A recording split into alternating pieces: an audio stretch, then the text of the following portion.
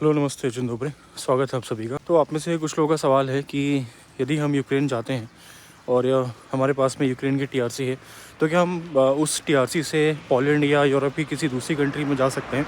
तो सबसे पहले आपको ये समझना है कि जो यूक्रेन है वो यूरोप में है, बट वो यूनियन में नहीं है। जो यूरोपियन यूनियन है या जो शेंगन है तो वो शेंगन में नहीं है। और जो आपको ये राइट्स मिलता है कि हाँ एक कंट्री का आपको वीज़ा मिल गया तो आप बाकी के 26, 27, 28 कंट्रीज़ में आप जा सकते हैं, तो वो अप्लाई होता है शेंगन के ऊपर में। तो यदि आपके पास में शेंगन की किसी भी कंट्री का वीज़ा है या टीआरसी है तो आप उस बेस पे किसी दूसरी कंट्री में एज अ टूरिस्ट आप जा सकते हैं। और यदि आपके पास में यूक्रेन का टीआरसी है तो यूक्रेन का टीआरसी या वीज़ा होने के बाद भी आप यूक्रेन से बाहर नहीं जा सकते हैं, क्योंकि यूक्रेन सिर्फ और सिर्फ यूरोप में है, यूरोप कॉन्टिनेंट में है, बट ना तो वो किसी यूनियन का हिस्सा है और ना ही वो शेंगन में है।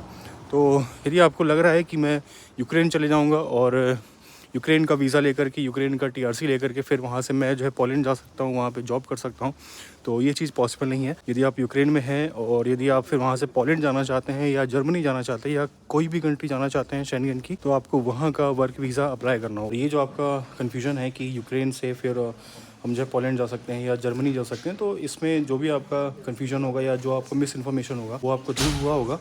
और यूक्रेन के वीज़ा या टीआरसी से आप सिर्फ और सिर्फ यूक्रेन में ही रह सकते हैं।